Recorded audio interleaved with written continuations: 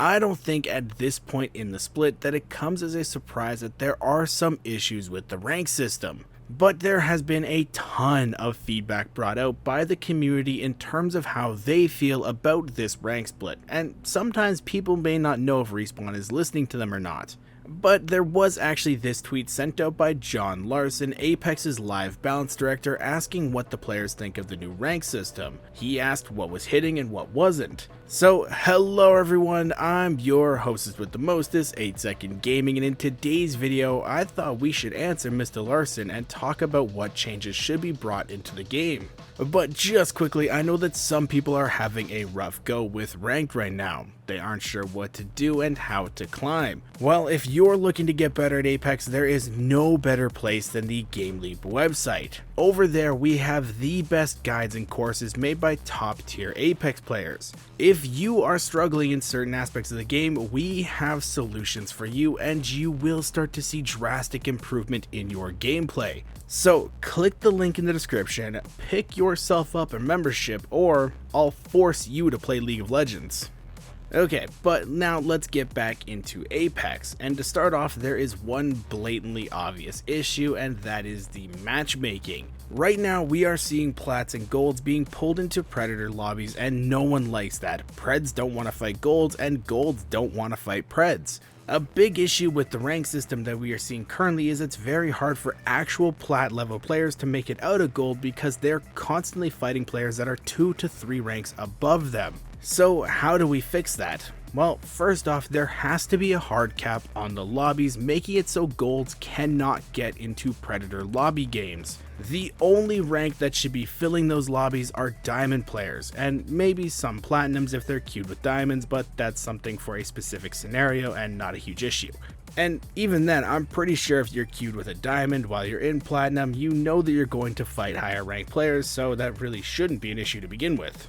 But I'm getting off course here, so let's get back to the topic. And I know that people are going to bring up the longer queue time, saying that if you put a cap on it, players are going to have to wait longer for games.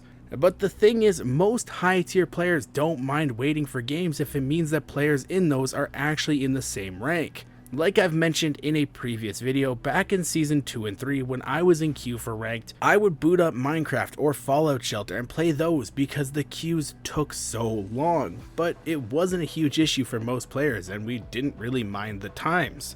But with that, if the player base actually starts playing people in their own rank and we see people actually climbing into higher ranks that they should be in instead of getting stuck due to fighting predators, there will be more players to fill those games and the queue times will decrease. Right now we don't really see a whole lot of players in something above platinum because the matchmaking is just really bad for players to try to get there. So if they fix the matchmaking and you're fighting players that are in your rank, you're gonna see a lot more people climbing into stuff like platinum and diamond, and then those lobbies will have tons more people to pull from. So all in all, the queue times really won't be that big of an issue in my opinion, if they can get the matchmaking down. But okay, that's issue number 1. What about another one that's pretty bad? Well, that would probably be the solo queue experience. Now, there have been a ton of ideas thrown around by players on how to fix things for the solo warlords out there. I've heard stuff like give them their own queues or even just leave them alone completely, solo queues fine. But the one that I really like and the one that makes the most sense is to lower the entry cost for solo queue players. But for example, say you're a gold 4 player, normally it costs 39 RP to enter a game.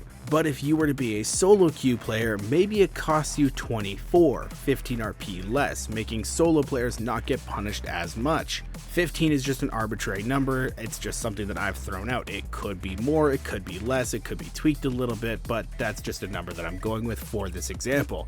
But solo queuing will always be tougher than normal because you don't get to build synergy with the team and you never know how the other players are going to want to play the game. Maybe you're more passive and they're more aggressive, or vice versa.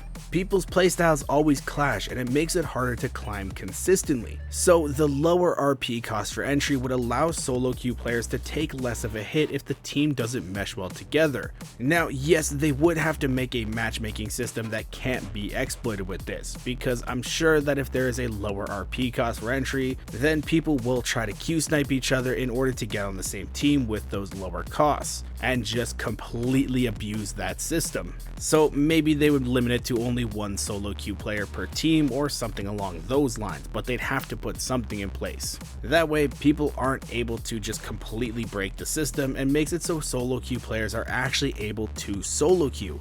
I know right now that people are having a lot of issues, and it's basically to the point where it's borderline impossible at certain ranks. So maybe with the right tweaks, we could actually see a very healthy solo queue environment for an upcoming split or season. Now, the next thing that I want to talk about is the split.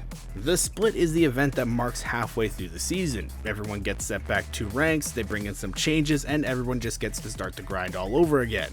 Now, the split originally was put in place because in previous seasons, players were hitting ranks way too quickly, so it was a way to keep the game fresh and exciting. And it was also a way to change up the map, because ranked is only played on one map during the split.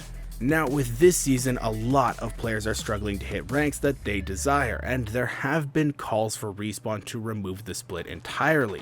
That way, players will have the ability to continue the climb and hit ranks that they want to before the season ends entirely. But I personally don't think that this is needed.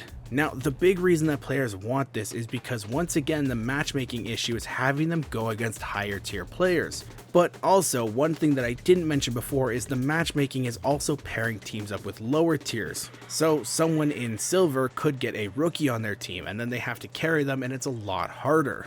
So with that, people are having a lot of issues climbing, and they aren't going to hit the rank that they want to by the end of the split. And then they're going to get set back 2 ranks, and they're going to have to start all over, having the same issues potentially, and it will just make people get very frustrated and potentially quit the game entirely. And we don't want people quitting, because I want Apex to succeed. I want to keep my job. But I think if they are able to get the matchmaking under control, players will see that getting to the desired rank that they want is a lot more doable, and the split will still be a good option for everyone. And I know that casual players don't like catering towards the pros, but the split is really good for them because it's fun to see who can hit pred first. It gives streamers some amazing content, and people love watching the pred race. But also for the casual side, it gives them something to work towards again, and in a game such as Apex, where we have no prestige system and a fairly low level cap, there isn't much to go for these days. So ranked is really the only thing that you can kind of grind towards.